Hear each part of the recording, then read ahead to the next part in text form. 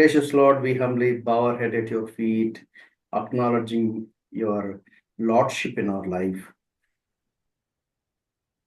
हम धन्यवाद देते प्रभु जी आपके सामने हम झुक जाते हैं और प्रार्थना करते हैं और आपकी प्रभुता को हमारे जीवन में चाहते हैं। We humbly confess John's Gospel, chapter 15 and verse 5, how true it is that we can do nothing apart from you. और हम यूहन्ना के इस वचन को अंगीकार करते हैं जहाँ लिखा है कि हम आपसे अलग होकर कुछ भी नहीं कर सकते हैं। But still, you chose us to be as your children, as your servants, being filled with the Holy Spirit, so that we can also do something in the midst of your sovereignty. और पिता आपको धन्यवाद कि आपके सेवक और आपके बच्चे होने के नाते कि हम आपकी सार्वभौमिक इच्छा के आगे हम आपकी पवित्र आत्मा से भरकर आपके लिए कुछ कर सकें। Under your guidance and by your grace, today onwards, we are beginning with New Testament survey. We pray for thy rich presence and thy rich blessings upon us, and lead us and guide us and take glory unto thyself. और पिता हम प्रार्थना करते हैं आपकी अगुवाई और आपकी अनुग्रह को चाहते हैं। आज से जब हम नए नियम का अध्ययन कर रहे हैं आपकी उपस्थिति आपकी आशीष आपकी अनुग्रह हमारे संग रहे। And, you know our struggles, you know our problems, and you know our ups and downs. You can see us through and through. Nothing is hidden from you. और पिता आप हमारे संघर्ष को हमारी समस्या को और हमारे जीवन के हर एक उतार चढ़ाव को जानते हैं। Please speak to us, comfort us, strengthen us, and minister to us according to our needs. पिता हमसे बातें कर हमें विश्राम दे हमें ताकत दे और अपनी इच्छा के अनुसार हमसे व्यवहार कर। Revive us, Lord, revive us. Protect us from every kind of false doctrine. और पिता हमें जागृत कर और हमें हर एक गलत शिक्षाओं से तू बचा के रख। In Jesus' most precious name we pray. तो यीशु मसीह के बहुमूल्य नाम में हम मांगते हैं। Amen. Amen. Thank you so much for your kind prayers, my dear brothers and sisters. सभी प्रिय भाई बहनों आप सबकी प्रार्थनाओं के लिए आपको धन्यवाद करते हैं। Please continue to pray because this is a ministry which can be done only together as a teamwork. I cannot do everything all by myself. और आप सब हमारे लिए प्रार्थना करते रहें क्योंकि एक ये समूह में की जाने वाली सेवा है हम अकेले कुछ भी नहीं कर सकते हैं। So this evening, what I do is I'll do the introduction for the Gospels, and then we will try to go in a little speed pace, and then wherever it is required to study a little more, and we'll try to dwell on it. और आज हम सुसमाचार का परिचय देखेंगे और हम थोड़े से तेजी से आगे बढ़ेंगे और जहाँ आवश्यक होगा वहाँ रुक कर हम जरूर उस पर थोड़ा अध्ययन करेंगे। So without understanding Old Testament, we cannot understand New Testament. और जब तक हम पुराने नियम को नहीं समझते हैं हम नए नियम को भी नहीं समझ सकते। Old Testament is like a foundation, and New Testament is the structure built on the foundation. और वो पुराना नियम जो है एक नींव के समान है और जो नया नियम है वो उस नींव पर रखी हुई संरचना के अनुसार है। We have already seen when we saw the introduction to the Old Testament, it's like a God story running from Genesis to the Revelation. और जैसे हमने पुराने नियम के सर्वेक्षण के समय में हमने उसके परिचय में सीखा था कि बाइबल परमेश्वर की कहानी है जो उत्पत्ति से लेकर प्रकाशित वाक्य तक चलती है। When God gave us a big letter, we cannot make that letter into bits and pieces, and we can choose according to our own whims and fancies. और जब परमेश्वर हमें एक बहुत बड़ा खत एक पत्र लिख के देते हैं तो हम उस पत्र को अपने हिसाब से छोटे छोटे भागों में बांटकर अपने लिए हम उसे अपनी रीति से उपयोग नहीं कर सकते। We cannot understand the local text if we do not understand a bigger text of the God story. और जब तक हम परमेश्वर की पूरी कहानी को एक कहानी के समान न समझें तो हम उसके वचन के एक भाग को ठीक से समझ नहीं सकते। And it is also true that the true wisdom of God, true will of God, true understanding of God is spread over all through the 66 books of the scriptures. और हम कहते हैं कि परमेश्वर की अगर हम परमेश्वर की ओर से पूरी समझ को पाना चाहते हैं पूरी बुद्धि को पाना चाहते हैं तो हमें पूरा 66 पुस्तक का अध्ययन करना चाहिए। And in the Old Testament, we find the shadows. In the New Testament, we find the fulfillment of those shadows. और पुराना नियम में हम एक परछाई को देखते हैं और नया नियम में उसी परछाई को पूरा होते हुए देखते हैं। In the Old Testament, we have some rough and hazy picture, and in the New Testament, we have full clarity. और पुराने नियम में हम एक धुंधला और अस्पष्ट चित्र को देखते हैं, परंतु नए नियम में हम एक स्पष्ट उसके चित्र को देखते हैं। In the Old Testament, we find the prophecies. In the New Testament, we find the fulfillment of the prophecies. और पुराने नियम में हम भविष्यवाणी को देखते हैं और नए नियम में हम भविष्यवाणी को पूरा होते हुए देखते हैं। So I want you to call back your memories, almost all 77 sessions before. और मैं चाहूंगा कि आप अपनी याददाश्त को थोड़ा ताजा कर लें कि जो इससे पहले हमने लगभग 77 जो अध्ययन है वो पूरा कर चुका है। In the first session, we have discussed saying that the whole Bible is divided into 4 parts. और पहले अध्ययन में हमने सीखा था कि पूरी बाइबल को हम 4 भाग में बांट सकते हैं।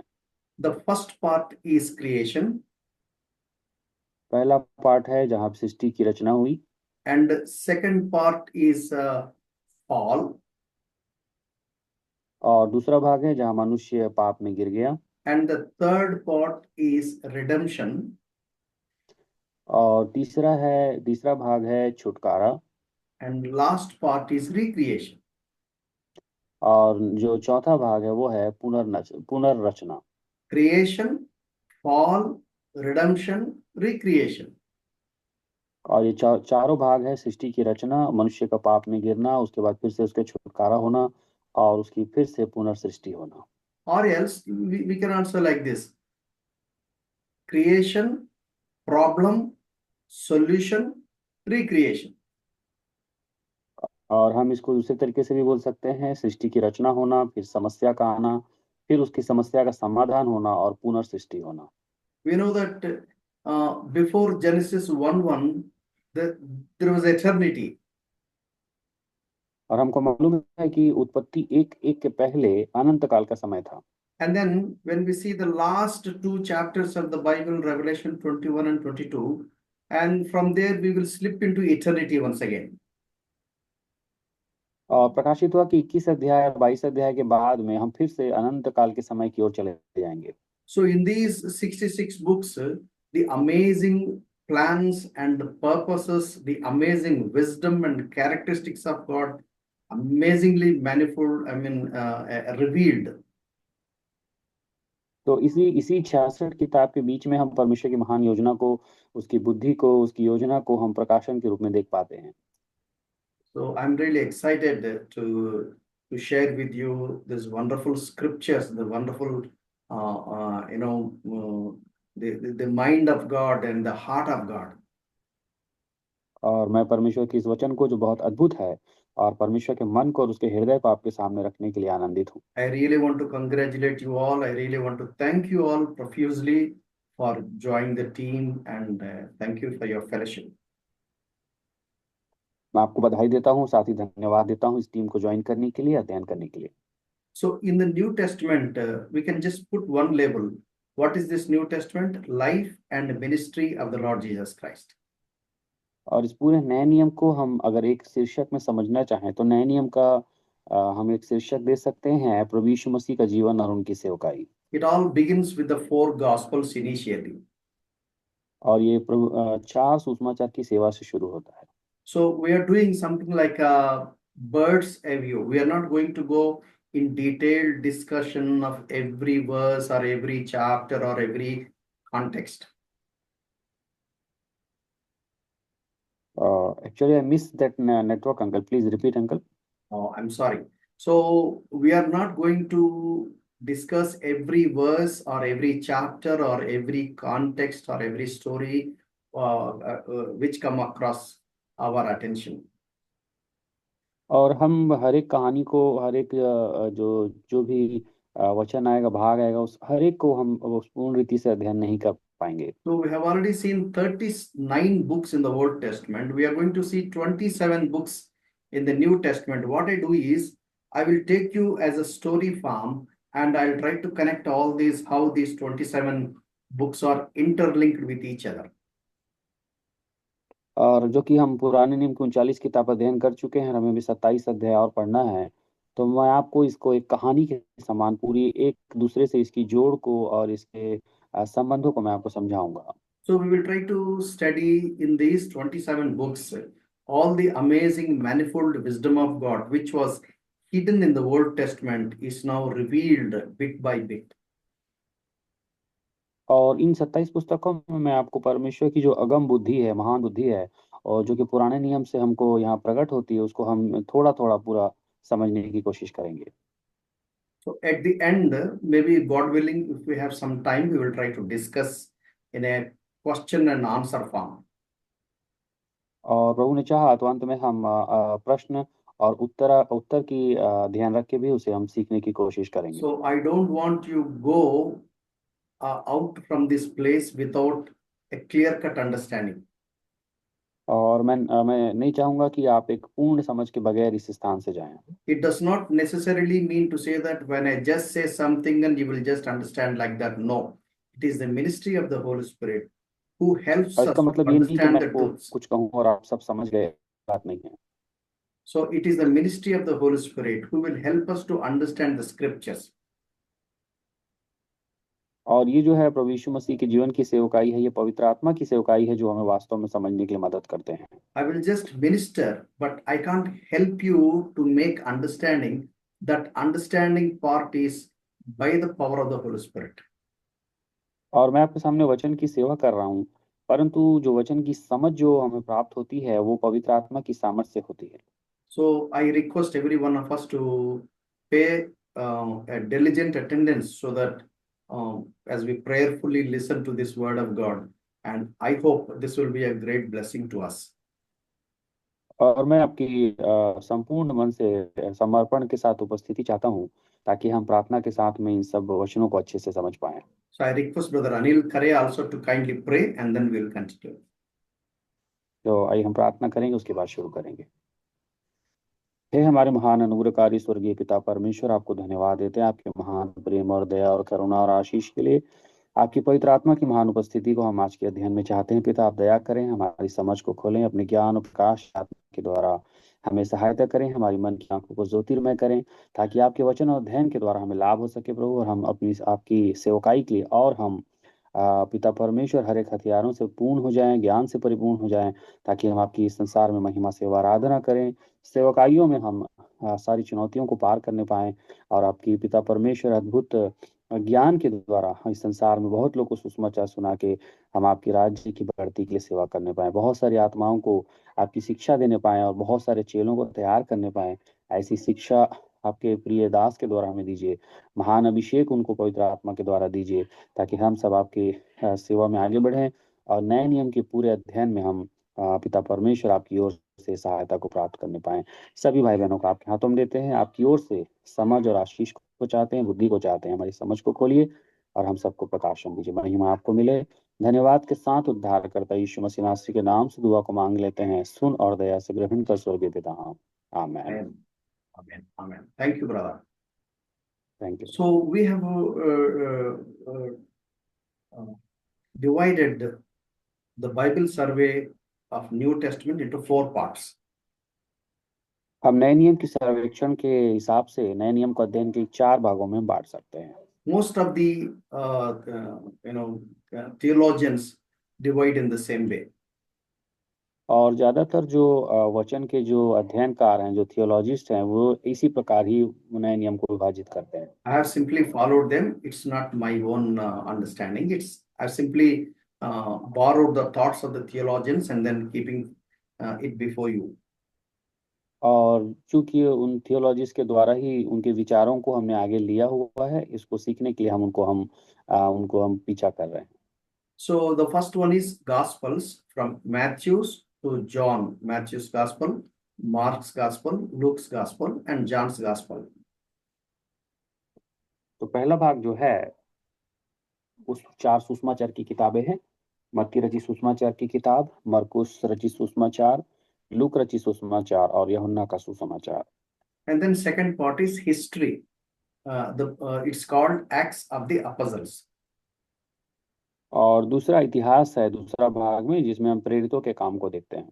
And the third part is called epistles, from Romans to Jude. और और तीसरा भाग है जिसे हम पत्रियां कहते हैं। और ये जो पत्रियां हैं ये रोमियो की पत्री से लेकर यहूदा की किताब तक हम देखते हैं। And then final part is prophecy, is called Revelation. और अंत में भविष्यवाणी का भाग है जिसे हम प्रकाशित वाक्य कहते हैं।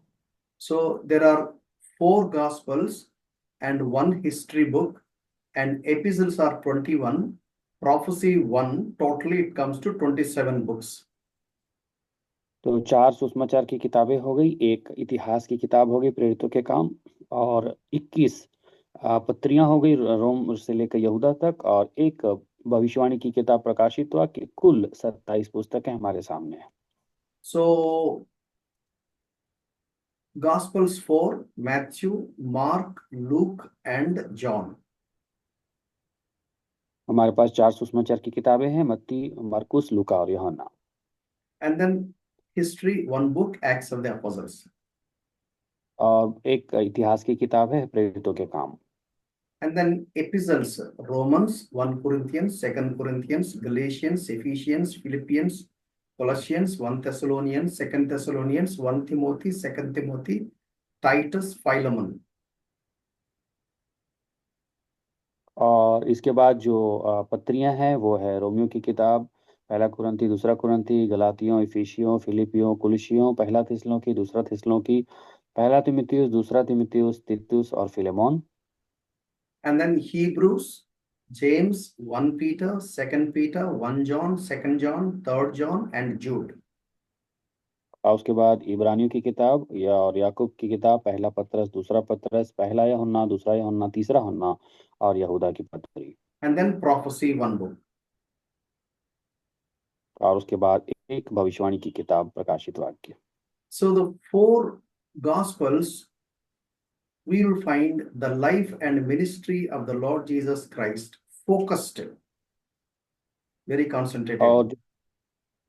और जो 4 सुसमाचार की किताबें हैं उसमें हम प्रभु यीशु मसीह के जीवन की सेवा को और उनके जीवन को हम अच्छे से प्रदर्शित होते हुए देखते हैं। So many scholars try to bring all those 4 Gospels into one unit, and they have successfully failed. और बहुत बार जो बाइबल के जो स्कॉलर हैं वो इन चारों सुसमाचार को एक करने की कोशिश की है एक यूनिट के रूप में, लेकिन वो इसमें असफल हो जाते हैं। Many scholars thought, why 4 books? The same story is repeated here and there. Why not we make it as one unit? But they couldn't make it. और बहुत बार कई स्कॉलर सोचते हैं कि ये चारों सुसमाचार में लगभग एक सी कहानी है और एक साथ सुसमाचार है, तो क्यों ना हम इसे एक करें, लेकिन वो उनकी एक करने की कोशिश जो है उसमें वो असफल है। So when we carefully study these 4 Gospels, what we understand is we understand about the Lord Jesus Christ from glory to glory. और इन 4 सुसमाचार की किताबों को जब हम अच्छे से अध्ययन करते हैं तो यहाँ प्रभु यीशु मसीह के बारे में हम उसकी महिमा से बढ़ती हुई महिमा को देख पाते हैं। When I say glory means eternity, the Lord Jesus Christ from eternity to eternity. और यह हम परमेश्वर जो यीशु मसीह के बारे में उसकी अनंत समय से लेकर और अनंत अनंत विषयों के बारे में सीखते हैं। The Bible is written in a very concise manner, wherein just one statement or just one chapter or just one paragraph, it speaks lots and lots of things. और बाइबल को इतना संक्षिप्त रीति से लिखा गया है कि उसके एक जो वचन में या फिर एक जो उसके अध्याय में या फिर एक पुस्तक में बहुत सारी बातों को एक साथ लिखा गया है। Amazing story of God in the Bible. I'm really excited. I've been और studying this wonderful book for more than 40 to 43 years. I tell you, I could not even touch the very surface, the very hem of its surface of the scriptures. और ये परमेश्वर की महान कहानी के बारे में है और पिछले 42-43 साल से मैं इसे अध्ययन कर रहा हूँ और मैंने अभी तक इसके सतह को भी छू नहीं पाया है। So it is my prayer that before I die, may I know the scriptures deeply in all its intensity, in all its original form.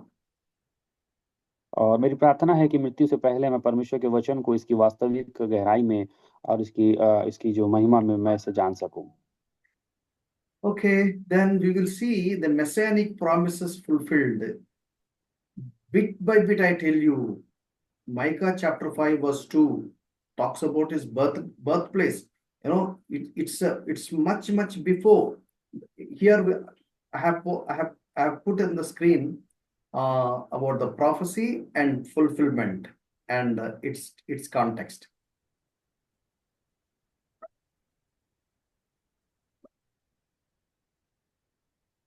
और हम यहाँ देख रहे हैं कि जो मसीहा के आने की जो भविष्यवाणियां हो गई थी, जो परमेश्वर मनुष्य बनकर आने वाले थे, मानव रूप धारण करके उसके बारे में जो भविष्यवाणी हुई थी उसे पूरा होते हुए देखते हैं।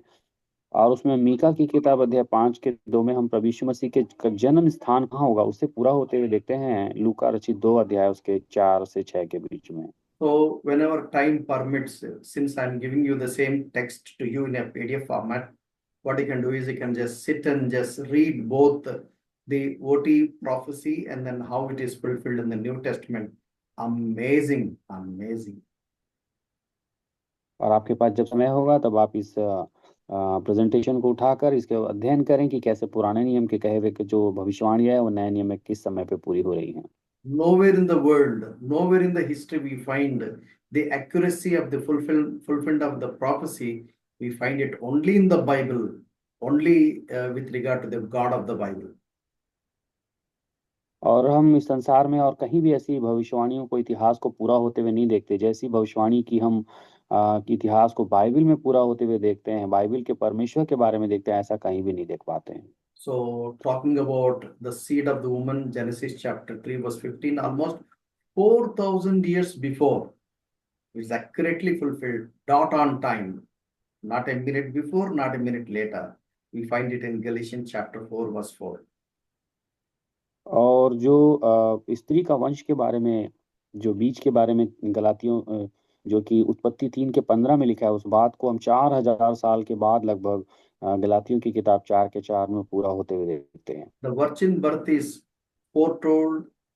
Name Emmanuel was also foretold. How he would be fleeing away to Egypt, that was also foretold. About the massacre of the children was also foretold, and it was fulfilled. और हम यहाँ देखते हैं कि एक कुंवारी जो गर्भवती होगी उसकी भविष्यवाणी को हम पहले से जो बाइबल में बता दिया गया था उसको देखते हैं। इसके अलावा जो उसका नाम इमानुएल रखा जाएगा उस भविष्यवाणी को भी हम पहले से पूरा होते हुए देखते हैं। इसके अलावा मिस्र से मेरे पुत्र को मैं बुलाऊंगा, ये जो भविष्यवाणी हुई थी यशायाह 11 के 1 में, उसको हम पूरा होते हुए देखते हैं। और साथ ही इसके बाद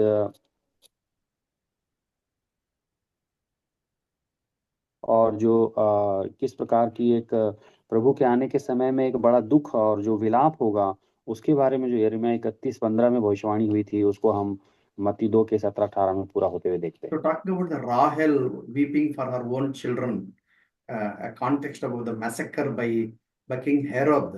It was prophesied almost 1,000 years before, and it was fulfilled.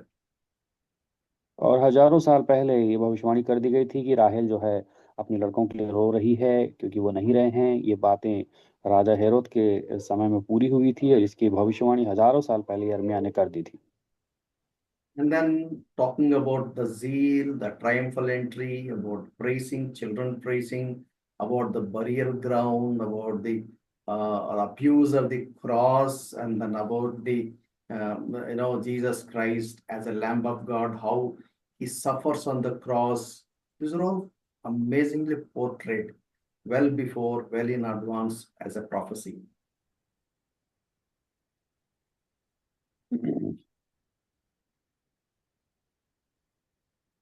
और हम देखते हैं कि किस प्रकार जो प्रभु यीशु मसीह के आने के पहले उनकी जो उत्साह था, उनके अंदर जो एक धुन थी, उसके बारे में हम देखते हैं भजन संहिता 69 के 9 में। उसके बाद किस प्रकार जो यरूशलेम में उनकी विजय यात्रा थी, विजय का प्रवेश था, उसके बारे में हम देखते हैं। साथ ही उनके जो आराधना स्तुति के बारे में और उनके दफन होने के स्थान के बारे में जो भविष्यवाणियां हैं, और इसके साथ ही उनके ऊपर जो अत्याचार हुआ था, जो और क्रूस का दंड आने वाला था, उसकी भी भविष्यवाणी को हम पहले होते हुए देखते हैं। And then he was accused, and victory was given.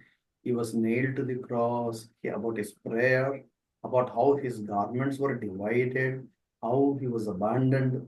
That was also prophesied and fulfilled. और और इसके अलावा हम देखते हैं जहाँ पर प्रभु यीशु मसीह के विषय में उनके लिए दोषारोपण किया गया था, उनको अपराधियों के संग गिना गया था। इसके अलावा उन्हें कड़वा जो सिरका पिलाया गया था, इसके अलावा उनके हाथ पैर छेदे गए थे, और उनकी जो प्रार्थना की जो भविष्यवाणी थी पहले, और उनके वस्त्र को बांट लिया जाएगा, इनकी भविष्यवाणी थी। और किस प्रकार वो एक छुटकारे के रूप में लोगों के लिए समर्पित हो जाएंगे, उसके बारे में भी भविष्यवाणी हुई थी। And then we find how he was betrayed, how his bones were not broken, about his burial, about his resurrection, about his ascension, about how he was on the right side of the Lord. All these things were prophesied well in advance, and it was accurately fulfilled. और हम यहाँ देखते हैं कि किस प्रकार जो प्रभु यीशु मसीह ने उनके आने से पहले ही अपने बारे में कह दिया था कि कैसे मैं परमेश्वर के हाथों में अपने आप को समर्पित करूंगा, और उसके बाद किस प्रकार वो उनकी हड्डियों को नहीं तोड़ा जाएगा, उसके बाद किस प्रकार उनकी दफन कार्यक्रम होगी, किस प्रकार उनका पुनरुत्थान हो जाएगा, और किस प्रकार उनके जीवन में उनको उनको ऊंचे पर वो चढ़ाया जाएगा, उसके बारे में, और किस प्रकार वो दाहिनी ओर पे बैठ जाएंगे पिता के बगल में, ये सारी बातें भविष्यवाणी की गई थी। So now what we see is we will see all these four gospels side by side. How these Matthew, Mark, Luke, and John shared the gospel about the Lord Jesus Christ from glory to glory. We will try to understand in a big picture. और ये जो चार सुसमाचार की किताबें हैं, जो मत्ती, मरकुस, लूका, यूहन्ना, उसको हम एक साथ रखकर समानांतर रूप से इसमें परमेश्वर के यीशु मसीह के बारे में जो अनंत से अनंत की बातें लिखी, उसे हम अध्ययन करने की कोशिश करेंगे। So this evening, my target is that those who are sincerely following will have a clear-cut understanding of the four gospels put together as a story from glory to glory of the Lord Jesus Christ. और मेरा उद्देश्य ये है कि आज की शाम जितने प्रिय लोग यहाँ परमेश्वर के वचन को समझने के लिए बैठे हैं, वो इन चारों सुसमाचार को एक कहानी के रूप में एक साथ उसके चित्र को समझ जाएं, ये मेरी इच्छा है। So Matthew's Gospel, Mark's Gospel, Luke's Gospel, John's Gospel. There are four evangelists who are trying to share gospel about the Lord Jesus Christ in a particular format to a particular people group. और मत्ती, मरकुस, लूका, यूहन्ना, ये चारों जो सुसमाचार की किताबें हैं, ये चारों अलग लेखकों के द्वारा लिखी गई, और चारों कुछ अलग लोगों के लिए सुसमाचार उन्होंने लिखा है, ये उसका मतलब ये प्रकट होता है। So the glory of the Lord Jesus Christ before Genesis chapter 1:1 and before the very creation, even in the eternity, it was very clearly portrayed by Apostle John in John's Gospel, chapter 1, verses 1 to 3. और प्रभु यीशु मसीह की महान महिमा के बारे में, जो कि उत्पत्ति एक से भी पहले लिखी गई है, सृष्टि के निर्माण से पहले लिखी गई है, अनंत काल से जो महिमा के बारे में यूहन्ना का सुसमाचार 1 अध्याय का 1 से 3 में हम देखते हैं। You don't find all these things even in from Genesis to Malachi. We don't find this kind of explanation. This Apostle John gives an amazing revelation of Jesus Christ, who really he is. और ये उत्पत्ति की किताब से लेके मलाकी तक हम इस प्रकार की जो प्रगटीकरण है प्रभु यीशु मसीह के प्रकाशन के बारे में वो नहीं देख पाते हैं, जो कि यूहन्ना जो है वो पहले अध्याय के 1 से 3 वचनों में बताते हैं। So the explanation what Apostle John gave, we don't find in the book of Matthew, in the book of Mark, in the book of Luke. It's only exclusively written in John's Gospel, chapter 1, verses 1 to 3. This is about Jesus' pre-incarnation state. और जो चीजें यूहन्ना के सुसमाचार में यूहन्ना ने प्रकट की है, व्यक्त की है प्रभु यीशु मसीह के बारे में, वो केवल यूहन्ना के सुसमाचार में ही हम देखते हैं। उन अद्भुत बातों को हम मत्ती, मरकुस और लूका के सुसमाचार की किताबों में नहीं देखते हैं, जो कि यूहन्ना ने प्रभु यीशु मसीह के आने के पहले के विषय में बताई थी। We know about the doctrine of Trinity, God the Father, the Son of God Jesus Christ, and Holy Spirit, and the third person in the Trinity. और हमने त्रिएक परमेश्वर का जो सिद्धांत पढ़ा था, उसमें हमने देखा था कि इस प्रकार की तीनों व्यक्तित्व इस संसार में हैं, पिता परमेश्वर, पुत्र प्रभु यीशु मसीह और परमेश्वर पवित्र आत्मा। Many people ask a question saying that where is written in the Bible that Jesus is God? और कई बार लोग एक सवाल पूछते हैं कि बाइबल में ये कहाँ लिखा है कि प्रभु यीशु मसीह ही परमेश्वर है। If they can read the Bible, let them open the Bible and read John's Gospel, chapter 1, verses 1 to 3. और अगर ऐसा कोई सवाल करे तो हमें उन्हें बताना है बाइबल को खोल के यूहन्ना का सुसमाचार 1 अध्याय का 1 से लेके 3 के बीच में। So this is the journey of the Lord Jesus Christ from glory. This is the starting point. और ये प्रभु यीशु मसीह की यात्रा के बारे में, उनकी अनंत यात्रा के बारे में ये शुरुआत का बिंदु है। And then we find the birth of Jesus Christ in Luke's Gospel, chapter 2, verses 1 to 7. We don't find this record in Matthew or Mark or John. Only Luke writes about the birth of the Lord Jesus Christ approximately 4 to 2 before Christ at the time was.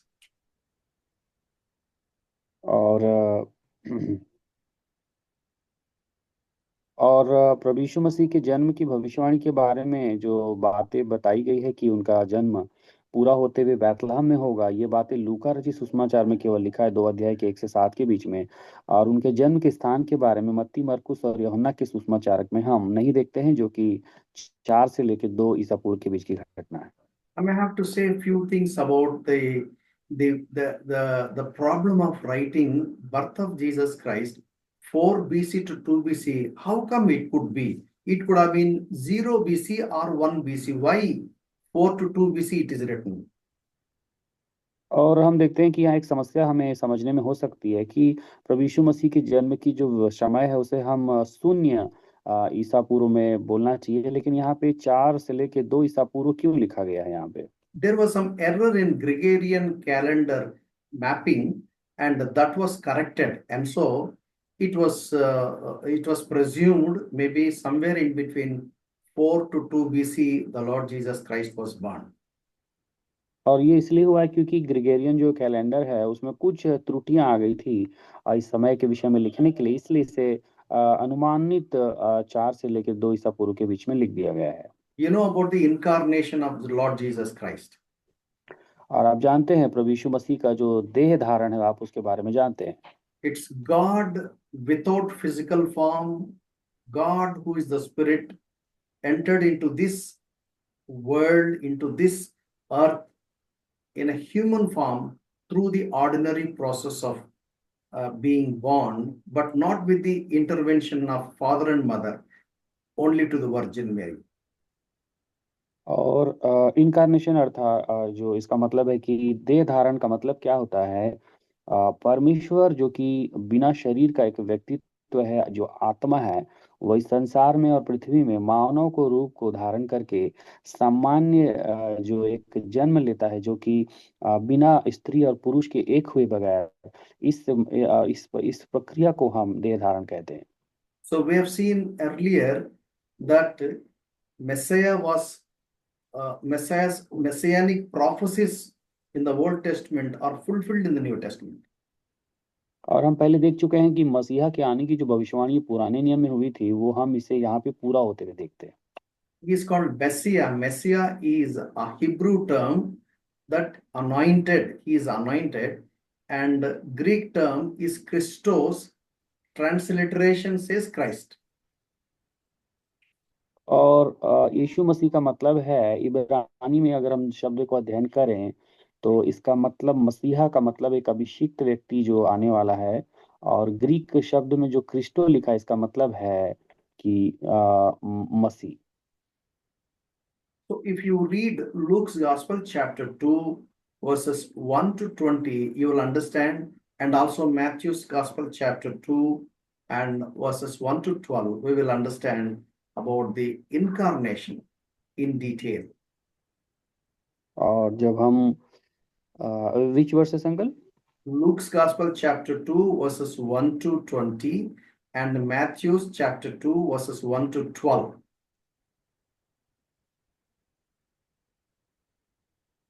और जब हम लूका की किताब 2 अध्याय का 1 से 20 तक और मत्ती सुसमाचार 1 अध्याय का 1 से 14 तक देखते हैं, तब हम यीशु मसीह के जन्म के विषय में जो बातें हैं उसके जो वंशावली के बारे में हम स्पष्ट देखते हैं। And then we find the next step is witnesses of shepherds we find in Luke's Gospel, chapter 2, 8 to 20, and then circumcision at Jerusalem on 8th day, Luke's Gospel 2:21, and then presentation of the Lord Jesus in the temple at Jerusalem on 40th days, chapter 2 of Luke, verses 22 to 38. हम चरवाहों की गवाही के बारे में जो वचन देखते हैं वो लूका की किताब 2 अध्याय के 8 से 20 के बीच में। इसके बाद जो प्रभु यीशु मसीह के खतना के बारे में हम देखते हैं यरूशलेम में 8वें दिन में, वो 2 अध्याय का 21 वचन में है। और जो प्रभु यीशु मसीह का जो समर्पण हुआ है यरूशलेम के मंदिर में 40वें दिन में, उसके बारे में हम लूका की किताब 2 अध्याय के 22 से 38 में देखते हैं। So he was born at Bethlehem. He was brought to Jerusalem, which was about 6 miles distance or 9.6 kilometers. तो हम देख रहे हैं प्रभु यीशु मसीह का जन्म बैतलहम में हुआ और वहां से वो यरूशलेम को लाए गए, जो कि लगभग वहां से 9.6 किलोमीटर दूरी पर है। So I'm trying to span the time of Lord Jesus Christ step by step so that you will understand all these 4 gospels. और मैं प्रभु यीशु मसीह के जन्म के विषय में उनकी घटनाओं को मैं यहाँ पे एक एक क्रम में रख रहा हूँ, ताकि इन चारों सुसमाचार को आप एक रूप में अध्ययन कर सकें। So that when you read Matthew's gospel, you should know at what time of the life and ministry of the Lord Jesus Christ you are studying, and the place where he is ministering. All these things, if you properly understand, you know the chronology from beginning to the end. और जिस प्रकार आप मत्ती सुसमाचार के अध्ययन करेंगे तो आप प्रभु यीशु मसीह के जीवन के जो उसका समय है उसके का समय काल को अध्ययन कर पाएंगे, और जहाँ उनकी कौन सी जगह पे सेवा हुई थी उसको अध्ययन कर पाएंगे। तो एक समय पर आप इसे पूरे समय के अनुसार क्रमानुसार आप जमा पाएंगे। So, and then we see Matthew's Gospel, chapter 2, he was almost 2 years plus. This record we don't find in the writings of Mark or in the writings of Luke or in the writings of John. और मत्ती सुसमाचार की किताब में जो हम एक बुद्धिमान व्यक्ति के बारे में देखते हैं, सिमोन के बारे में, उसके बारे में हम बाकी मार्कुस, लूका और यूहन्ना की किताबों में हम नहीं देख पाते हैं। So wise men came and they worshipped. We find it in chapter 2 of Matthew, verses 1 to 12. And then after that, Herod wanted to kill, and that was informed, and they were fled to Egypt. We find it in chapter 2, verses 13 to 18. Okay, sorry, मैं उसको Simone कह दिया था। जो बुद्धिमान जो ज्योतिष लोग प्रभु यीशु मसीह के बारे में देखने आए थे, वो मत्ती सुसमाचार 1 अध्याय के 1 से 2 अध्याय के 1 से 12 के बीच में देखते हैं, जिसको हम बाद में मरकुस, लूका और यूहन्ना में नहीं देख पाते हैं। और किस प्रकार राजा हेरोद के डर के कारण प्रभु यीशु मसीह को मिस्र ले जाया गया था, उन्हें भागना पड़ा था, उसके बारे में हम मत्ती सुसमाचार 2 अध्याय का 13 से 18 के बीच में देखते हैं। So here you find the map, this is Bethlehem, and this is Jerusalem. And from here, they fled to Egypt. So this was about 40 miles or 65 kilometers distance. तो आप यहाँ नक्शे में देख रहे होंगे, यरूशलेम के पास जो बैतलहम है वहां से वो मिस्र को भाग गए थे, जो कि उसकी दूरी लगभग 65 किलोमीटर दूर है। So they were there for quite some time till that King Herod was died, a natural death. And scholars say that the gifts given by the the royal line, or maybe some of them are kings or priests, we do not know. Those gifts helped this poor family to take care of their needs while in Egypt.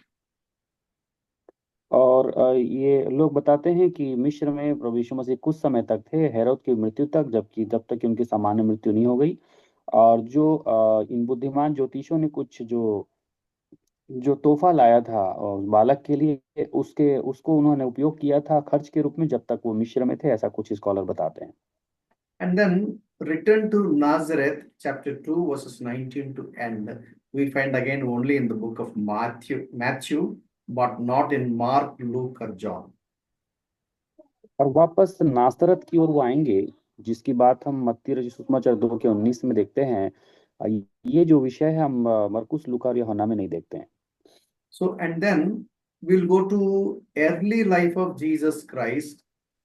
He was at Nazareth. We find it Luke's Gospel, chapter 2 and verse 40. और नासरत में जो प्रभु यीशु मसीह के जीवन की शुरुआत की जो दिनों के बारे में, वो घटना भी हम लूका की किताब 2 अध्याय के 40 में देखते हैं। So, Nazareth to Jerusalem is approximately 75 miles. और नाजरत से लेके जो यरूशलेम की यात्रा है वो लगभग 75 मील की है। So this is the map you need to remember very well. At the south part is Judea, which is there the Jerusalem is the capital. And then this is the Galilee. So the places normally what we hear is Nazareth, Cana, Capernaum. This is in Galilee. Decapolis and Perea. This is an east side. So this is the north side and this is the south side and this is the west side, Mediterranean Sea. और इस नक्शे में हम अध्ययन करके देख सकते हैं किस प्रकार दक्षिण भाग में यहूदिया का जो क्षेत्र है, जिसके राजधानी के रूप में हम यरूशलेम को देखते हैं। उत्तर की तरफ हम नाजरत को देखते हैं, गलील को देखते हैं, काना नगर, कफरनहूम को देखते हैं।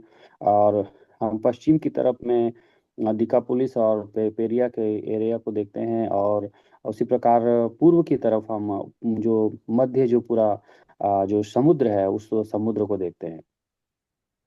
So Jesus spent his life at Nazareth, and we find the details in chapter 2, verse 40. And chapter 2, verse 41 to 50, or 41 to 52, this was when Jesus Christ was 12 years old.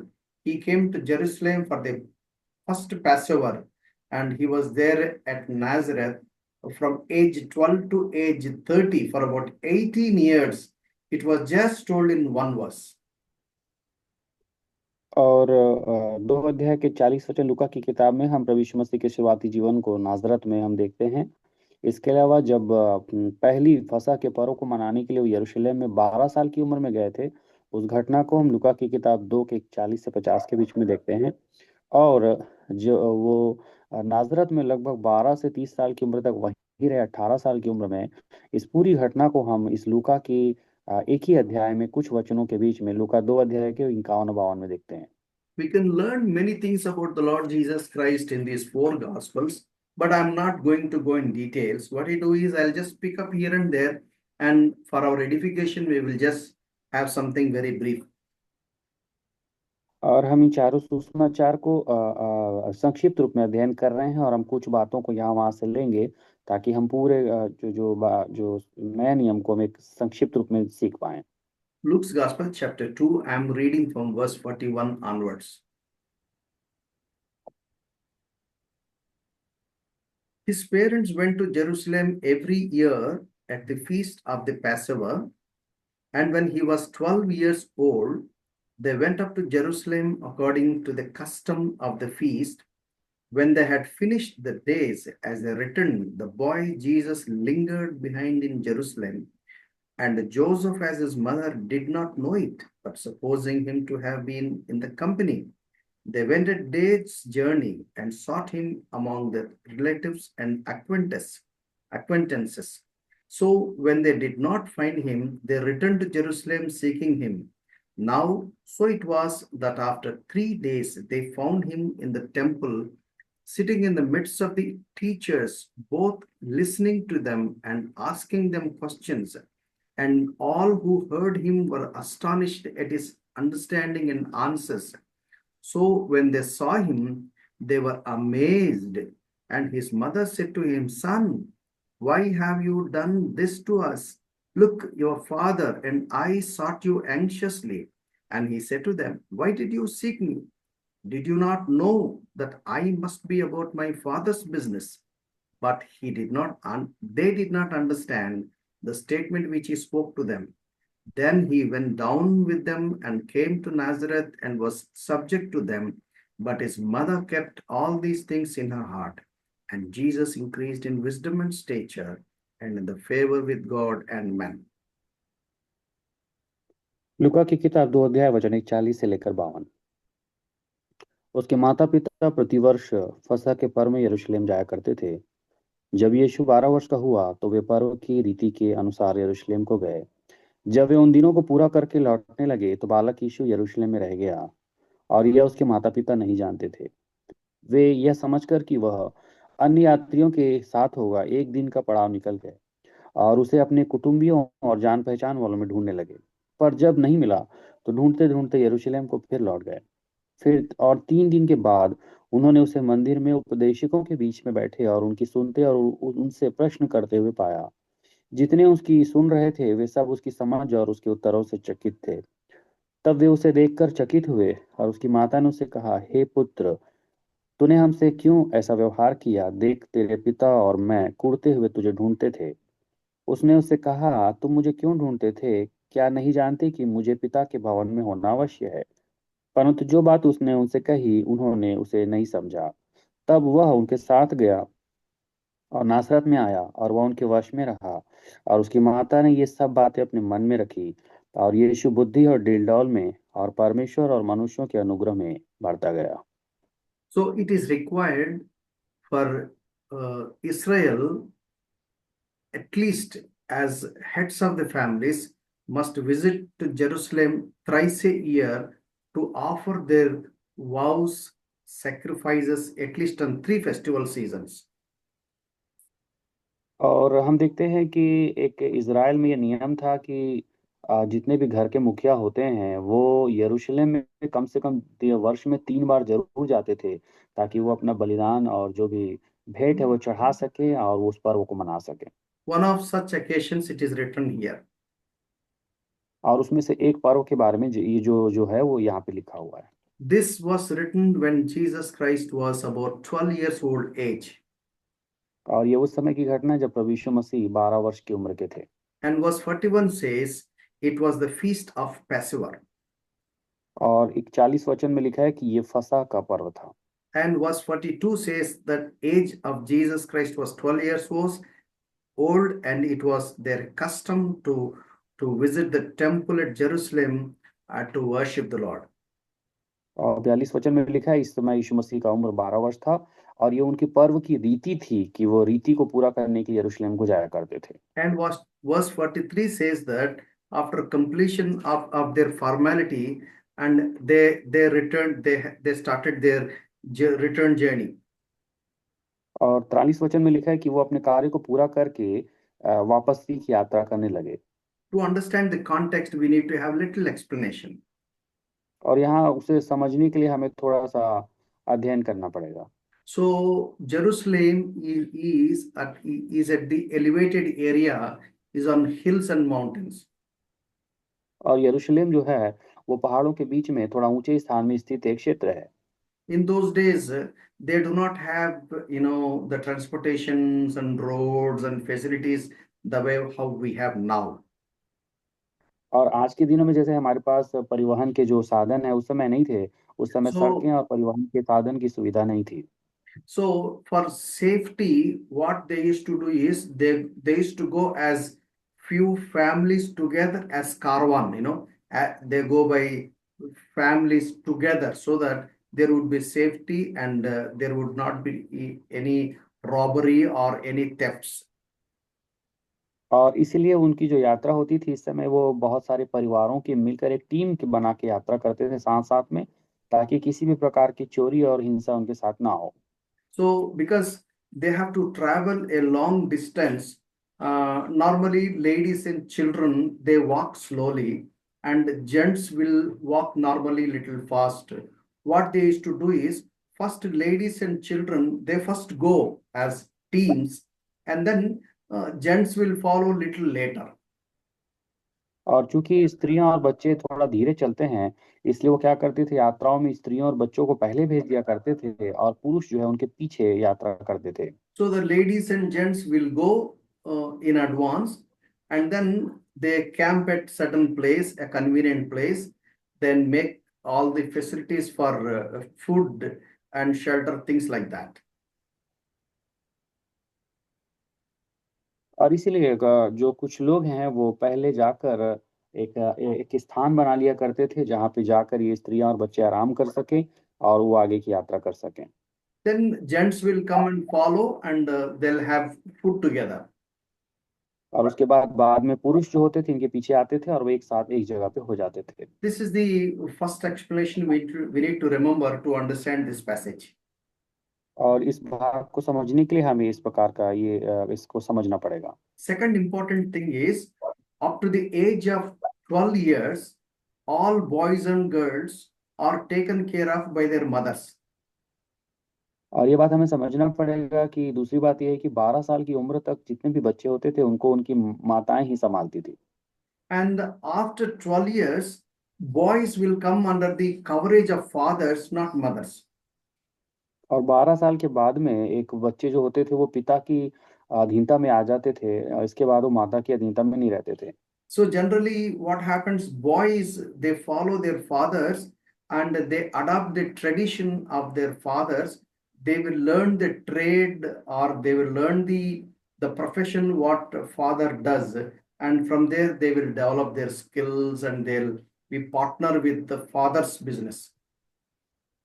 और ऐसा होता था कि लड़के जो हैं वो 12 साल की उम्र के बाद में पिता की अधीनता में जाकर उनकी रीति और विधियों को सीखते थे, और साथ ही जो कार्य करते थे उनके पिता, उस कार्यों को भी वो सीखते थे ताकि उसके कौशल को प्राप्त कर सके वो, और वो अपने पिता के साथ में उस व्यवसाय में सहयोग कर सके।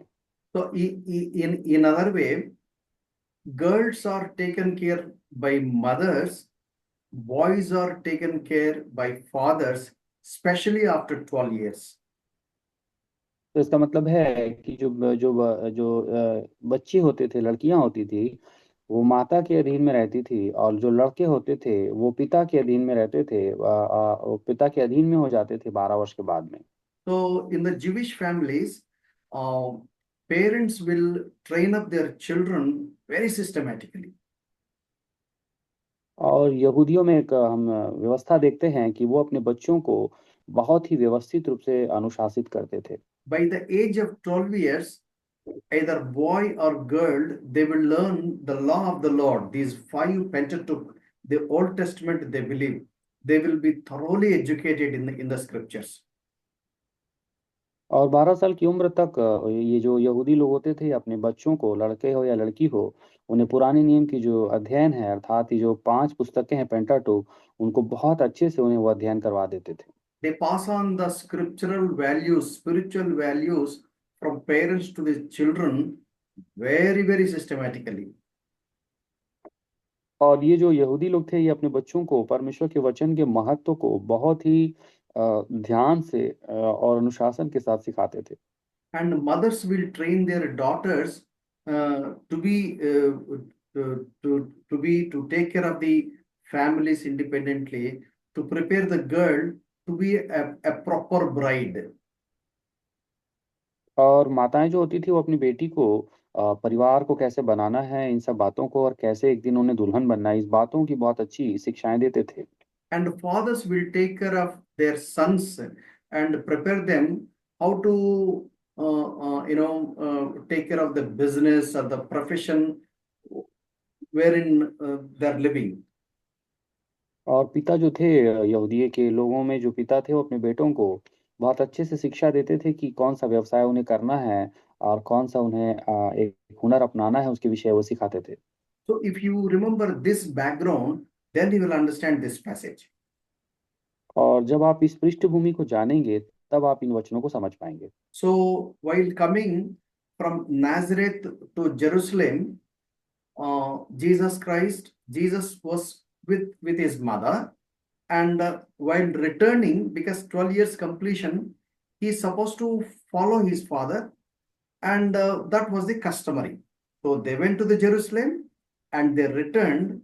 Here in the Bible, it is written that verse 44 was that 43 and 44. When they had finished the days, as they returned, the boy Jesus lingered behind in Jerusalem, and Joseph and his mother did not know it, but supposing him to have been in the company, they went a day's journey and sought him among their relatives and acquaintances. और यहाँ हम इस बात को समझना है कि नासरत से जब यरूशलेम गए थे उस समय प्रभु यीशु मसीह की उम्र 12 वर्ष थी और वो अपनी माता के अधीन वहाँ गए थे, परंतु वो वहाँ पे 12 वर्ष पूरा कर चुके थे, इसलिए वो पिता के अधीन हो गए और रिवाज के अनुसार उनको पिता के अनुसार उन्हें सीखना था। इस कारण हम इस घटना को होते हुए देखते हैं जो 43 और 44 वचन में लिखा हुआ है कि जब वे उन दिनों को पूरा करके लौटने लगे तो बालक यीशु यरूशलेम में रह गया और यह उसके माता पिता नहीं जानते थे। वे यह समझकर कि वह अन्य यात्रियों के साथ होगा, एक दिन का पड़ाव निकल गए और उसे अपने कुटुंबी और जान पहचान वालों में ढूंढने लगे। Here it is very clearly written in the verse 44 and the later part. They were together as relatives and acquaintances. They were acquaintances. They were together as a team. और 44 वचन के अंतिम भागों में वहाँ लिखा है कि वे अपने कुटुंबियों में और जान पहचान वालों में वो उसे ढूंढ रहे थे। इसका मतलब ये सब एक साथ एक परिवार के रूप में रहते थे।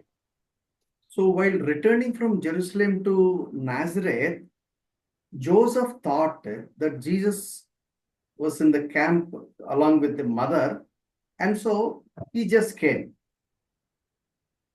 और वापसी की यात्रा में ऐसा हुआ कि यूसुफ ने सोचा कि वो अपनी माता के साथ में उनके तंबू में होगा, ऐसा सोचकर वो लौटने लगे। So while Mary was coming back from Jerusalem to Nazareth, Mary thought that Jesus is following his father because of 12 years old. She thought because he was not there with them, she thought that he was with Joseph, and Joseph thought that he was with Mary. That was the confusion.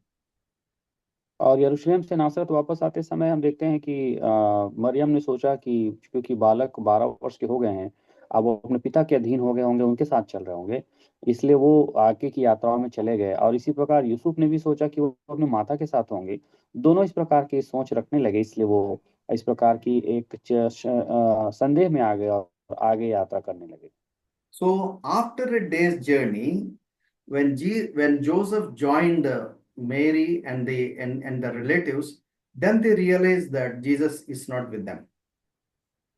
और एक दिन की यात्रा के पूरा करने के बाद जब वहां पर यूसुफ और मरियम सब एक जगह इकट्ठा हुए, तब उन्होंने देखा कि उनके साथ बालक यीशु वहां नहीं है। So one day onward and one day returned, and the third day they found him in the temple. तो एक दिन की यात्रा वो निकल गए और वहां वो प्रभु यीशु मसीह नहीं मिले। एक दिन की यात्रा में वो वापस आए, तो इसका मतलब वो वापस तीसरे दिन वो बालक यीशु से मुलाकात किए। I think now you understand the context very clearly. अब आप उसके संदर्भ को समझ गए होंगे। And the next thing what we understand is verse 46. So it was after that 3 days they found him in the temple, sitting in the midst of the teachers, both listening to them and asking them questions. And all who heard him were astonished at his understanding and answers. So when they saw him, they were amazed. And his mother said to him, Son, why have you done this to us? Look, your father and I have sought you anxiously. और यहाँ पे जो वचन में लिखा हुआ है पढ़ सकते हैं 46 से लेकर 48 के बीच में। और 3 दिन के बाद उन्होंने उसे मंदिर में उपदेशकों के बीच में बैठे उनकी सुनते और उनसे प्रश्न करते हुए पाया। जितने उसकी सुन रहे थे वे सब उसकी समझ और उसके उत्तरों से चकित थे। तब वे उसे देखकर चकित हुए और उसकी माता ने उससे कहा, हे पुत्र, तूने हमसे क्यों ऐसा व्यवहार किया? देख, तेरे पिता और मैं कुढ़ते हुए तुझे ढूंढते थे।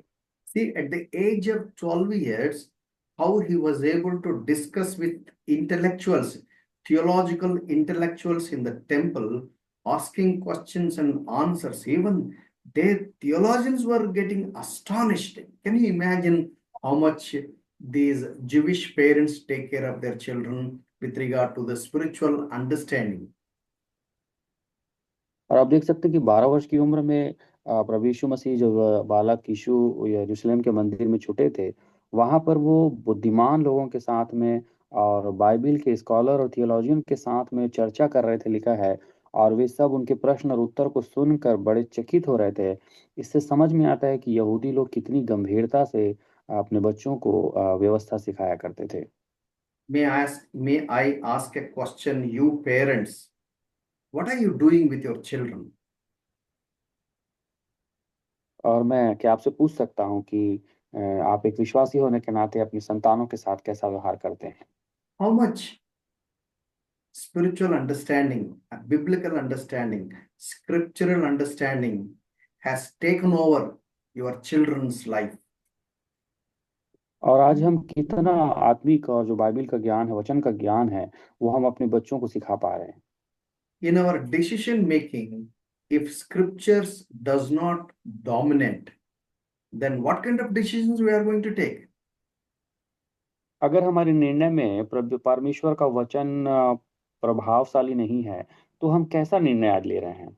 If you parents do not demonstrate before your children that in your decisions making, scriptures is the dominant part, then how do they carry on, their life basing on the scriptures? और जो माता-पिता हैं आज वो अपने निर्णय में ये प्रदर्शित नहीं कर पा रहे हैं अपने बच्चों के सामने कि ये वचन के द्वारा आधारित है हमारा निर्णय, तो एक दिन हम अपने बच्चों को कैसे उनके जीवन को निर्माण कर पाएँगे? These days, parents are more engrossed with the children about IIT and IIMs and this and that. I'm not saying it is wrong, but priorities are very important. और आजकल के दिनों में हम देखेंगे कि सभी माँ-बाप अपने बच्चों के लिए बस आईआईटी, आईआईएम इन सब अध्ययनों के बारे में बस सोचेंगे। मैं ये नहीं कहता कि ये गलत है, परंतु हमारी प्राथमिकता क्या होनी चाहिए? All through the day engrossed with the homework and this and that, but never bothered about the reading of the scriptures and praying to the Lord and spending time with God, understanding the scriptures, understanding the standards of the scriptures, basic understanding of the scriptures. और हम देख रहे हैं कि आजकल के समय में अपने बच्चों को बस होमवर्क कराओ, पढ़ाई कराओ, ये बहुत सारी इन्हीं बातों की तरफ माता-पिता का ध्यान है। परंतु प्रियो हमें ध्यान होना चाहिए कि हम बच्चों को अपने वचन को सिखाएँ, प्रार्थना करना सिखाएँ, परमेश्वर के साथ समय बिताना सिखाएँ, उनको हम समझना सिखाएँ कि परमेश्वर का वचन क्या है, परमेश्वर के वचन का मापदंड क्या है और वो उसके आधार को समझ सकें, ऐसा हमें उन्हें सिखाना है। Verse 48 says, Mary was questioning Jesus. Verse 48, Son, why have you done this to us? Look, your father and I have sought you anxiously. और 48 वचन में ऐसा लिखा है, तब वे उसे देखकर चकित हुए और उसकी माता ने उससे कहा, हे पुत्र, तूने हमसे क्यों ऐसा व्यवहार किया? देख तेरे पिता और मैं कुढ़ते हुए तुझे ढूंढते थे।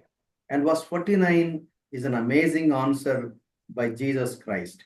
He said to them, Why did you seek me? Did you not know that I must be about my father's business? और 49 वचन में हम अद्भुत उत्तर देते हुए देखते हैं, प्रभु यीशु मसीह ने उनसे कहा, तुम मुझे क्यों ढूंढते थे? क्या नहीं जानते थे कि मुझे अपने पिता के भवन में होना अवश्य है? Mary was thinking that Jesus should be busy with his father, means stepfather, Joseph's business. But Jesus Christ is talking about Heavenly Father's business. और मरियम ने सोचा कि बालक यीशु अपने पिता यूसुफ के साथ में व्यवसाय में व्यस्त होने की बात कह रहे हैं, परंतु प्रभु यीशु मसीह अपने स्वर्गीय पिता के व्यवसाय में व्यस्त होने की बात कह रहे थे। So Jesus knew his mission because he knew the scriptures. और प्रभु यीशु मसीह परमेश्वर की योजना को जान रहे थे क्योंकि वो उनके वचनों को जान रहे थे। Because Jesus knew his father's business because the scriptures tells him about his very existence on the face of the earth as human. और मानव के रूप में प्रभु यीशु मसीह इस धरती पर उत्पन्न होकर ये बात को जानते थे कि उनके पिता का व्यवसाय क्या है। Let me ask you, parents, do you know why God has given your children to you? मैं आप सभी से पूछ सकता हूँ जो माता पिता है, आप क्या जानते हैं कि आपके संतान को परमेश्वर ने आपको क्यों दिया है? Do you know the purpose of Heavenly Father giving you a child or a daughter or a son? क्या आप जानते हैं कि एक एक बेटा या बेटी देने के पीछे आपके स्वर्गीय पिता की क्या इच्छा है, योजना है उसके पीछे? Here, Jesus Christ is answering them. Why did you seek me? Did you not know that I must be about my Father's business? और यहाँ 49 वचन में प्रभु यीशु मसीह उन्हें उत्तर दे रहे हैं कि तुम मुझे क्यों ढूंढते थे?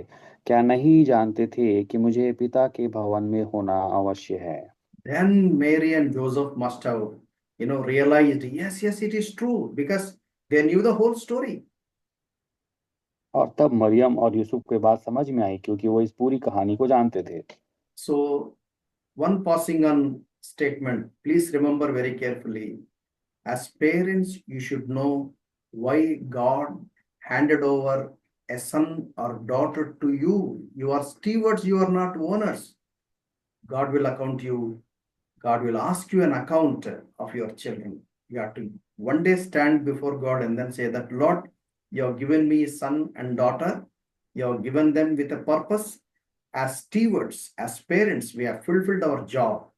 And then God should look at you and then say that, well done, thou faithful and humble servant.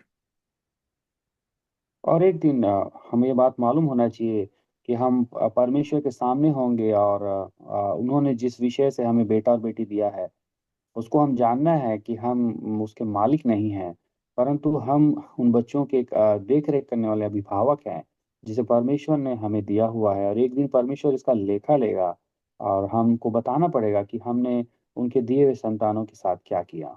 When God asks you, did you not know that your son must be about my business? We should be और able to यहाँ ऐसा answer. और एक दिन जब परमेश्वर कहेंगे कि क्या तुम नहीं जानते थे कि तुम्हारे बच्चे मेरी सेवा के लिए अर्थात मेरे काम के लिए थे, तो उस समय हम क्या उत्तर देंगे? And then verse 50, but they did not understand the statement which he spoke to them. और 50 वचन में लिखा है, परंतु जो बात उसने उनसे कही उन्होंने उसे नहीं समझा। And then verse 51, then he went down with them and came to Nazareth, and he was subject to them. But his mother kept all these things in her heart. और 51 वचन में लिखा है, तब वह उनके साथ गया और नासरत में आया और उनके वश में रहा, और उसकी माता ने ये सब बातें अपने मन में रखी। Verse 52 is an amazing verse. And Jesus increased in wisdom and stature and in favor with God and man.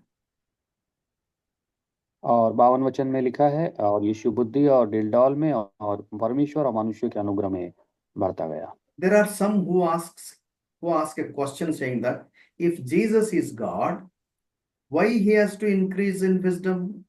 If Jesus is God, why he has to increase in status, increase in favor with God, increase in man, increase in the dimension of as man?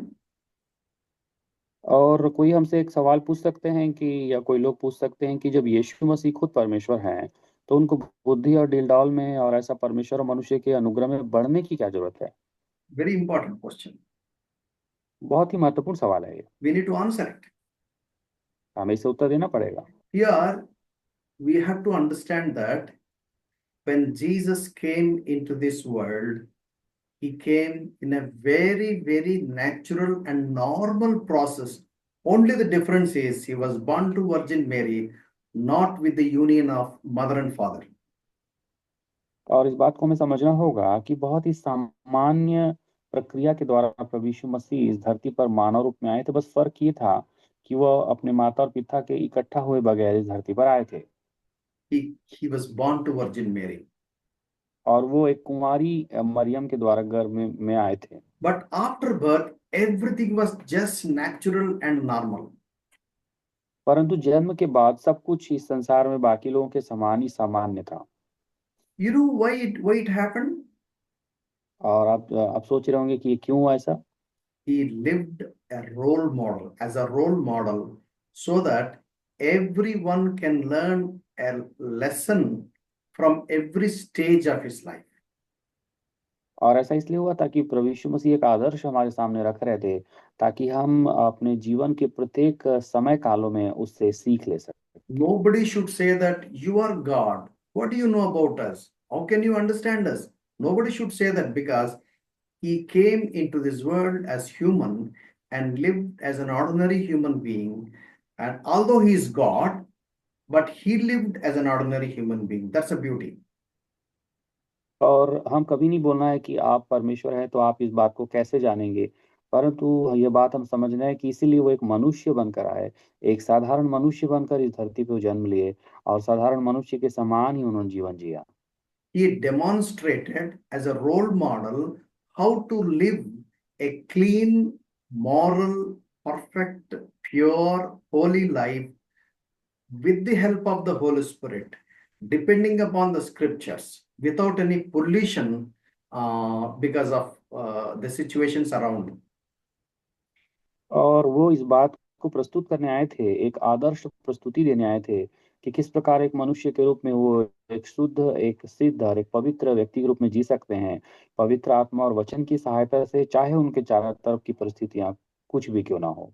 To cut the long story short, here we find in verse 52 that Jesus grew in 4 different dimensions. और यहाँ 52 वचन में हम देख सकते हैं जो लिखा है कि प्रभु यीशु मसीह चारों दृष्टिकोण से बढ़ रहे थे। Verse 52, and Jesus increased in wisdom. वो बुद्धि में बढ़ रहे थे। That means in intellectual dimension. इसका मतलब है कि वो जो हम कहते हैं समझ के क्षेत्र में बढ़ रहे थे। Increased in stature.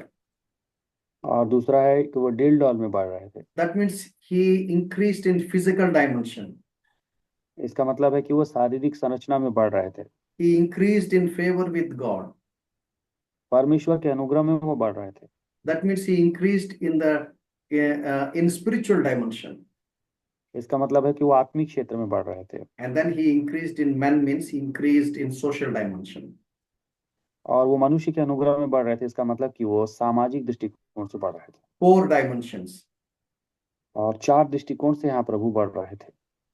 In intellectual dimension, बुद्धि के क्षेत्र में बढ़ रहे थे, physical dimension, शारीरिक क्षेत्र में बढ़ रहे थे, spiritual dimension, आत्मिक क्षेत्र में बढ़ रहे थे, and fourthly, social dimension. और सामाजिक क्षेत्र में भी बढ़ रहे थे। A very balanced life. For about 18 years, life of Jesus Christ is just demonstrated in one verse. Luke's Gospel chapter 2 verse 52. और एक बहुत ही संतुलित जीवन जो प्रभु यीशु मसीह ने इस 18 वर्ष में जिया, वो एक आदर्श लोगों के सामने प्रस्तुत कर गए, वो केवल एक वचन में अर्थात लूका 2:52 में हम देख पाते हैं। Please remember, it is not necessary for God to grow. Please repeat uncle. It is not necessary for God to grow. God is perfect. God does not change. God is the same every time, even before the eternity, after the eternity. God does not change. God is same, absolute, perfect, no change, no growth, no diminishing. और हम जानते हैं कि परमेश्वर को बढ़ने की जरूरत नहीं है, क्योंकि परमेश्वर पहले, वर्तमान और भविष्य में, पहले अनंत काल से पहले और बाद में भी वो हमेशा एक समान है। परमेश्वर कभी घटते बढ़ते नहीं है। Here, the growth was necessary as human. परंतु हम मनुष्य के रूप में। So here we need to understand Jesus Christ as one person in 2 natures. और इसलिए हम यहाँ देख सकते हैं कि प्रभु यीशु मसीह यहाँ पर एक मनुष्य है, लेकिन 2 व्यक्तित्व के रूप में वहां पे मौजूद हैं। One person does not change. Mind to think, heart to feel, will to decide. और वो व्यक्तित्व है जो कभी बदलता नहीं है। वो एक प्रकार का व्यक्तित्व है जिसमें व्यक्ति का मन, भावना और इच्छा होती है। You will wonder to see the life and the ministry of the Lord Jesus Christ in the Gospels. We are talking about the same Jesus who appeared to Moses in burning bush. We have already seen that earlier. और यही जो प्रभु यीशु मसीह जिसके बारे में हम चार सुसमाचार में देख रहे हैं, ये वही यीशु मसीह है जो जलती सी झाड़ियों के बीच में जिसने मूसा को दर्शन दिया था। We are talking about the same Jesus Christ who appeared to Abraham in Genesis chapter 18. और ये वही परमेश्वर है जिन्होंने उत्पत्ति की किताब 18 अध्याय में अब्राहम को दर्शन दिया था। We are talking about Jesus Christ, the same Jesus Christ who appeared to Isaiah chapter 6, who is highly exalted and who was being worshipped by angels day and night. Holy, holy, holy, Lord God Almighty. और ये वही परमेश्वर यीशु मसीह है जिसकी भविष्यवाणी हम यशायाह 6 अध्याय में देखते हैं, जो ऊंचे पर विराजमान था और जिसकी निरंतर साराप और स्वर्गदूत पुकार के आराधना करते थे कि ये पवित्र पवित्र पवित्र है। And how much more we are supposed to learn from the life and experience of Jesus Christ. Grow in intellectual dimension, grow in physical dimension, grow in spiritual dimension, grow in social dimension. और हम प्रभु यीशु मसीह के आदर्श जीवन से कितनी महत्वपूर्ण बातों को सीख पाते हैं कि वो इन चारों क्षेत्रों में बढ़ रहे थे। वो बुद्धि के क्षेत्र में और उसके बाद शारीरिक क्षेत्र में बढ़ रहे थे, आत्मिक क्षेत्र में और सामाजिक क्षेत्र में भी बढ़ रहे थे। So we need to strike balance.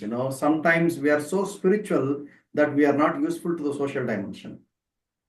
और इसलिए हम संतुलित होना है। कई बार हम इतने आत्मिक हो जाते हैं कि सामाजिक क्षेत्र में हम संतुलित नहीं रह पाते हैं। We are so spiritual that we don't take care of our bodies, because body is a temple of the Holy Spirit. We destroy the body. We will not be useful yeah, because we don't maintain our health properly. We need to take care of our body properly. और हम कई बार इतने आत्मिक हो जाते हैं कि अपने शरीर को ध्यान नहीं देते, हम उसे नष्ट कर देते हैं, जबकि हमें मालूम है कि ये शरीर परमेश्वर का मंदिर है। इसलिए हमें इसे स्वस्थ रखने के विषय में भी ध्यान रखना चाहिए। Some people are so spiritual that they don't have any wisdom at all. They behave all foolishly. और कई बार ऐसे होते हैं कि कई लोग इतने आत्मिक होते हैं कि अपने शरीर को ध्यान नहीं देते और उसका सही देख रेख और इलाज नहीं कराते। Some people are involved only in social dimension. They are never grow in spiritual dimension. और कुछ लोग सामाजिक कार्य में इतने इतने मशगूल हो जाते हैं, लीन हो जाते हैं कि वो आत्मिक क्षेत्र पे ध्यान नहीं देते। Please remember 4 dimensions. Intellectual dimension, the word of God gives us the wisdom, and wherever we are working as an engineer, as a communication engineer, I am supposed to read my books in my office. I should be number one in my office.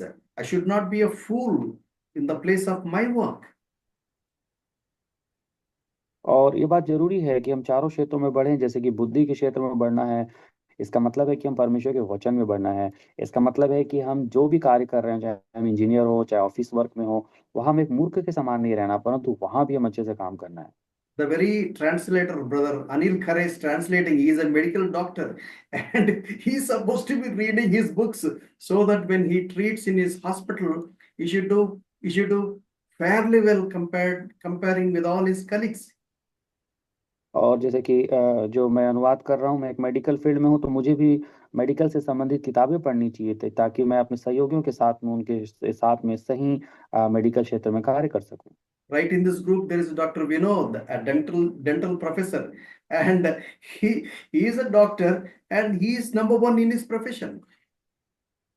और हम देख रहे हैं कि doctor Vinod भी इस group में हैं, जो कि डेंटल प्रोफेसर हैं, और वो भी अपने जो प्रोफेशन है उसमें वो कितने हुनरमंद हैं। In our group there is another medical professional, Dr. Jairam. He did his super specialty in gastroenterology. He is number one in his profession. और हम देख रहे हैं कि डॉक्टर जयराम भी हमारे इस समूह में है, जो कि स्पेशलिस्ट हैं, गैस्ट्रोएंट्रोलॉजिस्ट हैं, और फिर वो अपने क्षेत्र में हुनरमंद है। If you are a teacher, even if you are a rickshaw puller, I tell you, you must be number one among all your rickshaw pullers. और अगर आप एक प्रीचर हैं, प्रचारक हैं, और भले ही आप एक रिक्शा क्यों ना चलाते हो, परंतु आप अपने कार्यों में एक अच्छे व्यक्ति होना है। In whatever field you are, You must grow in intellectual dimension. You must grow in physical dimension. You must grow in spiritual dimension. You must grow in social dimension and bless the people with whom you are working. और आप चाहे किसी भी क्षेत्र में क्यों ना हो काम कर रहे हो, आपको बुद्धि के क्षेत्र में बढ़ना है, आपको शरीर के क्षेत्र में बढ़ना है, आपको आत्मिक क्षेत्र में बढ़ना है, आपको सामाजिक क्षेत्र में बढ़ना है, और जहां भी हम कार्य कर रहे हैं उनके उन सभी लोगों के लिए हमें आशीष का कारण बनना है। I think my time is almost coming up. I need to rush. और हमारा समय पूरा हो गया, हम जल्दी में जाएंगे। And then we will see the baptism of the Lord Jesus Christ is recorded by Matthew, Mark, Luke, but not by Apostle John. और प्रभु यीशु मसीह के बपतिस्मा की घटना के बारे में हम मत्ती, मरकुस और लूका में देख रहे हैं, परंतु यूहन्ना के सुसमाचार में वो नहीं है। The temptation of the Lord Jesus Christ recorded by Matthew, Mark, Luke, but not by John's Apostle John. और प्रभु यीशु मसीह की जो परीक्षा ली गई थी, उस परीक्षा के बारे में हम मत्ती, मरकुस और लूका में देख रहे हैं, परंतु वो यूहन्ना में वर्णित नहीं है। This happened at Judea. और ये सारी जो घटना हुई थी वो यहूदिया में हुई थी।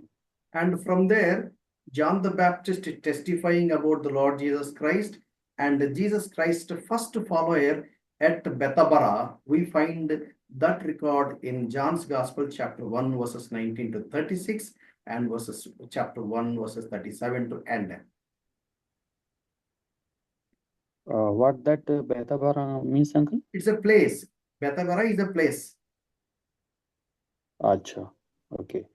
और हम यहाँ देख रहे हैं कि उसके बाद यूहन्ना बपतिस्मा दाता की जो गवाही है उसके बारे में हम उसके उसके उसके बपतिस्मा की गवाही के बारे में हम यूहन्ना के सुसमाचार 1 अध्याय के 19 से 36 के बीच में देखते हैं।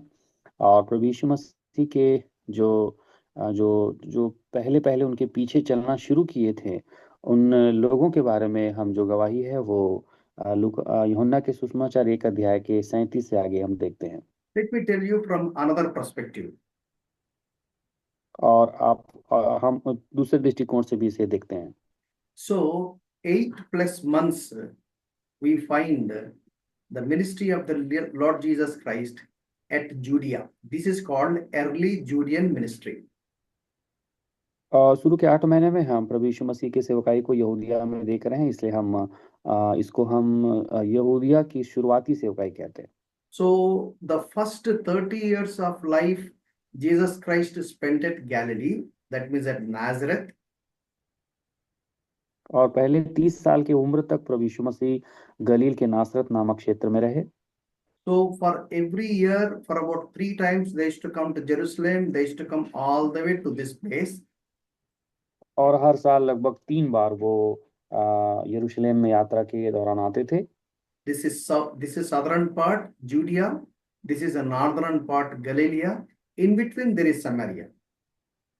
और दक्षिण क्षेत्र में यहूदिया है, उत्तरी क्षेत्र में गलील है, और मध्य में सामरिया का क्षेत्र पाया जाता है। So Jews don't go through Samaria, and so what they do is instead of coming highway like this, they come at this borders of Samaria and then come to Judea. और लोग जो हैं गलील से यहूदिया की तरफ जाते समय सामरिया क्षेत्र से होकर नहीं जाते थे, परंतु वो सामरिया के किनारे किनारे बाहरी क्षेत्र से होकर वो यहूदिया जाया करते थे। But whereas we find that Jesus Christ goes through the Samaria, John's Gospel chapter 4. परंतु हम देखते हैं यूहन्ना का सुसमाचार 4 अध्याय में कि प्रभु यीशु मसीह गलील से सामरिया से होते हुए यहूदिया गए। We find that in John's Gospel chapter 4, that is soon after the baptism and soon after his ministry started, he went through Samaria. और प्रभु यीशु मसीह की सेवकाई जैसे ही शुरू हुई है, उसी समय में हम यूहन्ना के सुसमाचार 4 अध्याय में देखते हैं कि प्रभु यीशु मसीह सामरिया से होते हुए गुजरे। So in the life and ministry of the Lord Jesus Christ, we find often shifting from Galilee to Judea and Judea to Galilee. He used to come and go. He used to come and go. तो हम देखते हैं कि कई बार ऐसा होता था कि प्रभु यीशु मसीह की सेवकाई में वो गलील से यहूदिया आते थे, सामरिया होते हुए, और फिर से यहूदिया से वो गलील की ओर आते थे। He also spent some time in Perea. और वो पेरिया क्षेत्र में भी कुछ समय बिताए थे। Here we find Bethany. और वहाँ बैतनी करके एक क्षेत्र है। and this is Jordan River. This is the Jordan River. और ये यरदन नदी है।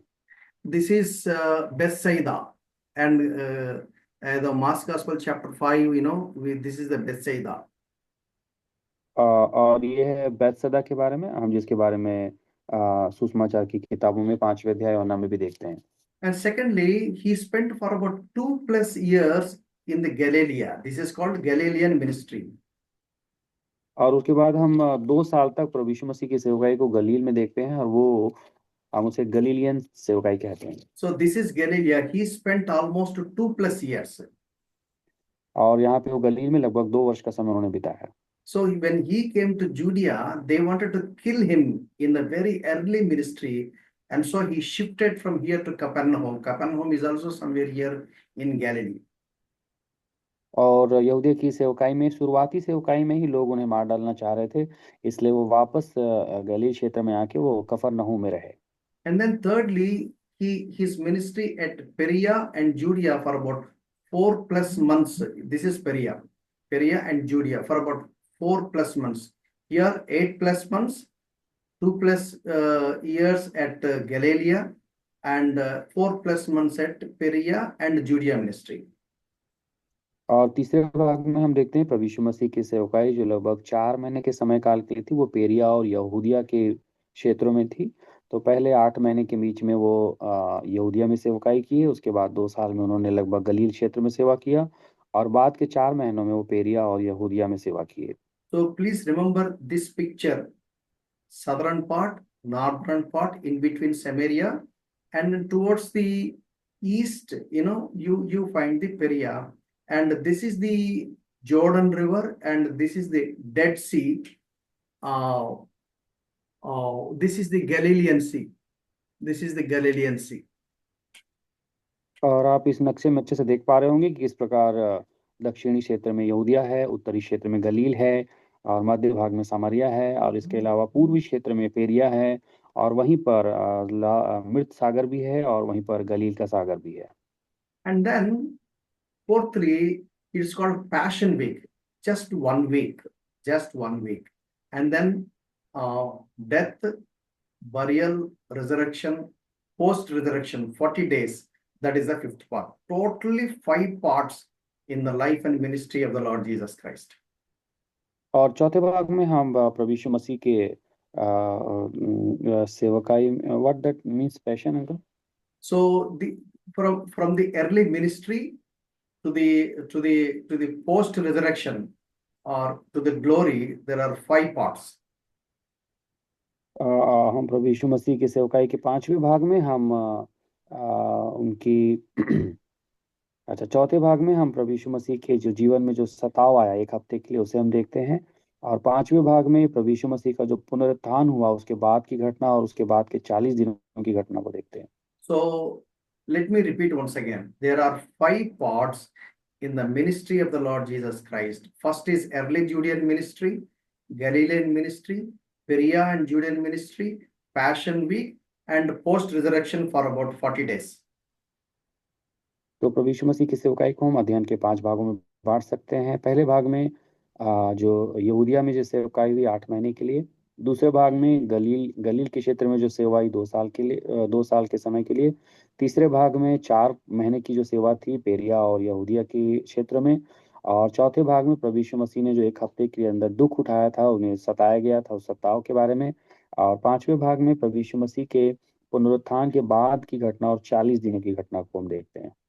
So I think I'll stop here. God willing, we'll see other things in the next week.